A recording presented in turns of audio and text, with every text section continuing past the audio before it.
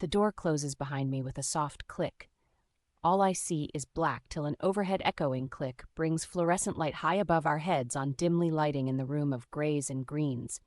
It was like a bunker with gray cement floors, green pipes everywhere leading to all directions like a labyrinth. "Please take hold of the side rail and continue down," the camera lady spoke in a calm voice. We walked down a steep cement ramp. The black railing with some rust was slick and cold. I felt as though my legs and feet didn't want to work. They felt completely numb. I thought I would fall with every step till we reached the bottom level that was flat. In front of us was a golf cart with a driver already sitting chewing gum with a smack. "Please watch your step and get into the cart," the driver said less nicely than others have said in the past. I get into the passenger seat, and with a smile and a pop of his gum, he said, "Please buckle your lap belt." So again, I did. With the click of the belt, the cart was off. The mascot and camera lady were waving goodbye, but I didn't wave back. I just turned around in my seat and sat very still, my hands holding tightly to one another in my lap. We pass many employees, hundreds in fact. I had no idea how big this place really was. We kept driving till we saw fewer and fewer employees. There was a single door in front of us. It was metal and looked to be very thick and rarely used. He stopped the cart with a jolt of the brakes, leans on the steering wheel looking toward me up and down. I could feel his eyes looking me over, smacking his gum. Then letting out a sigh, he looked me up and down again. "All right, young lady, time to get out. All ashore that's going ashore." I unbuckle my seat belt and stepped off the cart. He too steps off the cart, making it slightly shake back and forth. He scans his band on the wall's scanner next to the door, then says, "Oh yes, I almost forgot." He grabs my wrist. His hand felt as rough as sandpaper. Swiping his card over my band, he replaces it with a white band. "This here band is the unicorn band. Congrats or whatever." He rolled his eyes slightly. "Look, now that you're a unicorn, this band doesn't have a needle, so don't worry about it. It just opens this door and this door only. Got it?" I shook my head. "A quiet one, aren't you?" he said. "The name's Ben." "Vidya, but everyone calls me Viddy." "So she can talk," he laughed. "Yeah, I know. Just go through the door and press the green button and do what you're told. You'll be all right, kid." He takes my arm and puts it to the scanner, and the door opens with a screech.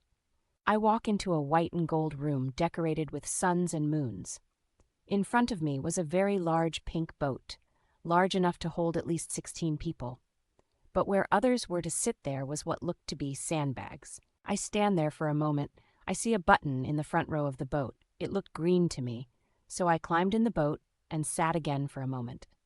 Should I push it? What if it kills me? I puffed out a breath and slightly touched the button. A click of electronics and lights turning on all at once, then music starts playing in a sweet, slow but loud fashion, with words I tried hard to make out when another voice chimed in.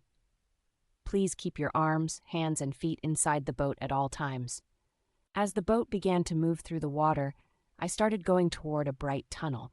It was getting brighter and brighter with fake water streams made of foil paper shining above the tunnel top. The music began to get louder and louder. "It's a earth of giggles, a earth of cries. It's an earth of no hope, so go try our fries. There's so little I can share, it's about time you start to care. It's a large earth everywhere." These little animatronics were on both sides of the water, on little land masses, wearing bright color clothing with sequins and glitter, were singing it loudly, telling a story. The first part, they were wearing greens and browns with spots of black, holding pop guns with corks on strings that reloaded. At the other side, that had a cannon and a Tommy gun with only flashing orange lights coming from it. The next tunnel led to another scene where the animatronics were drinking water from a Hart's Cola bar. They were hugging each other. The next tunnel showed a boy dressed as Hart's opening Hart's Land with everyone cheering, except one animatronic boy to the side just watching, but still singing the song over and over. It gave me the chills. The next tunnel was of the same animatronic but older, being sent to the forest by everyone with torches. Friendly-looking bears and wolf doll animatronics were dancing to the music, singing along. I think the ride was coming to an end. The boat was slowing down. I went through another tunnel. It showed the boy again welcoming others in the forest with a wolf by his side. I was looking all around me at all of this. Then I noticed up ahead one animatronic boy that looked a lot like Az was standing,